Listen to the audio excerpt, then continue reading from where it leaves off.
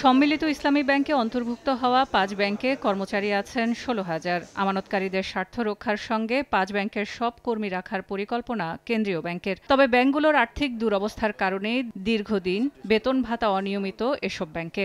এমন অবস্থায় কেন্দ্রীয় ব্যাংকের এক বৈঠকে ৩৫০ কোটি টাকা নতুন তারল্য সহায়তা অনুমোদনের সিদ্ধান্ত হয়েছে। প্রাথমিকভাবে প্রশাসকদের পক্ষ থেকে ১,০০০ কোটি টাকার প্রস্তাব করা হলে সার্বিক ও টেকসই বিবেচনায় বেতন কমিয়ে আপৎকালীন সময় পার করার সিদ্ধান্ত আসে সভায়। লোকজনের চাকরি থাকাটা সবচেয়ে বড় বিষয়, যেহেতু এখানে অনেকগুলো খরচের ব্যাপার আছে।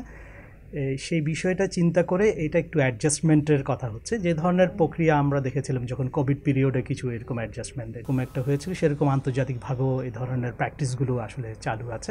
বাংলাদেশ ব্যাংক জানায় এই সিদ্ধান্ত পুনর্গঠনের অংশ ও সাময়িক বেতন ও অন্যান্য সুবিধা ভবিষ্যতে বাজার ভিত্তিক করার পরিকল্পনা রয়েছে।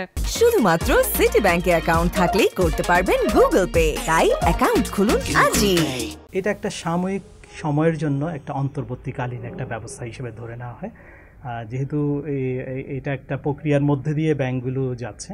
তো একটা সময়ের পরে ব্যাংকগুলোর মধ্যে আবারও স্বস্তি আসবে এবং তখন সবাই আবার মার্কেট রেটেই ফিরে আসতে পারবে। খুব দ্রুতই এই সিদ্ধান্ত বাস্তবায়ন হবে বলে জানিয়েছে বাংলাদেশ ব্যাংক। সেলিয়া সুলতানা, সময় সংবাদ, ঢাকা।